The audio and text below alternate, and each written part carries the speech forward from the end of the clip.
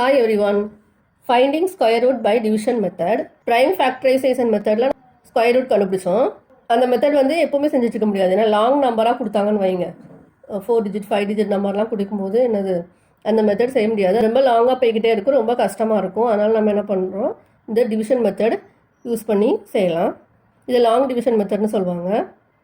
Prime factorisation மெத்தட்னா அந்த L method படி செய்யுங்க. டிவிஷன் மெத்தட் கொடுத்தாங்கன்னா இப்போ நம்ம பார்க்க போகிறோம், இது மாதிரி தான் செய்யணும். அவங்க ஸ்பெசிஃபிக்காகவே வந்து ஸ்மால் நம்பரை கூட நம்ம உங்களுக்கு வந்து டிவிஷன் மெத்தட் கொடுத்தாங்கன்னா நீங்கள் அந்த மெத்தட் படி தான் செய்யணும். Think, discuss and write page number 103ல கொடுத்துருக்காங்க. Can we say that if a perfect square of n digits then its square root will have n by 2 digits if n is even or n plus 1 by 2 if n is odd. நம்ம கண்டுபிடிக்க வேண்டிய number வந்து perfect ஸ்கொயராக இருந்துச்சுன்னா அது n digits எடுத்துக்கிட்டோன்னா நான் அதனோட ஸ்கொயர் ரூட் வந்து எத்தனை டிஜிட்ஸ் இருக்கும் அப்படின்னா, இப்போ வந்து 3 டிஜிட் இருந்ததுன்னு வச்சுக்கோங்க. அதோட ஸ்கொயர் ரூட் எப்படி இருக்குன்னா 3 + 1/2, அதாவது அது ஆட் நம்பர் அப்படி தானே. அப்போ 3 + 1/2 அதாவது 4/2 2 டிஜிட்ஸ் வரும். இப்போ 2 டிஜிட்ஸ் இருந்ததுன்னா என்னது, அது 1 டிஜிட் தான் வரும். 2 டிஜிட்னா என்னது, ஈவன் நம்பர். அப்போது 2/2 என்னது 1 ஆயிரும். அப்போ 1 டிஜிட் தான் வரும். இதான் கொடுத்துருக்காங்க. அதாவது ஸ்கொயர் ரூட் வந்து எத்தனை டிஜிட்ஸில் இருக்கும் அப்படிங்கிறத சிம்பிளாக கண்டுபிடிக்கிறதுக்கு தான் இது ஒரு ஃபார்முலா மாதிரி தான்.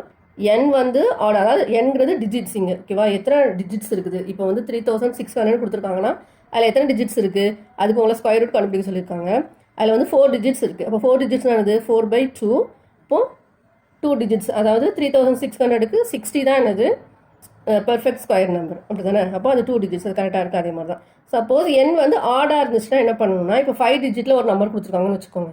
அதை என்ன பண்ணணும், அந்த 5 + 1, ஓகேவா, எத்தனை டிஜிட்ஸோ அதை தான் கவுண்ட் பண்ணணும்.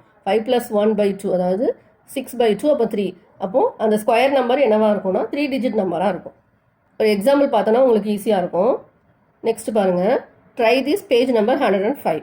Without calculating square roots find the number of digits in the square root of the following numbers. அது கீழே 3 நம்பர்ஸ் கொடுத்துருக்காங்க.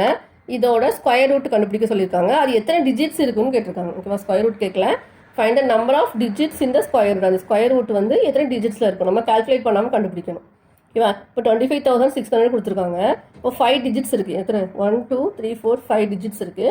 5 டிஜிட்ஸ்னால் என்னது, நமக்கு இங்கே ஃபார்முலா என்னது, இது n இஸ் ஆட். n வந்து 5 தானே. அப்போ ஆட், அது ஆட் நம்பர்னா என்னது 5 + 1/2. இப்போ என்னது 6 6/2 என்னது 3. இப்போ இதுக்கு ஆன்சர் என்னது 3.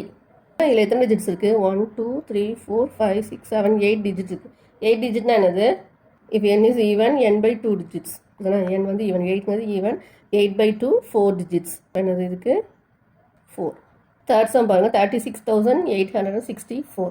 இதில் எத்தனை டிஜிட்ஸ் இருக்குது, 5 டிஜிட் இருக்குது. ஆல்ரெடி பார்த்தோம்ல, 5க்குனானது 5 + 1/2 3.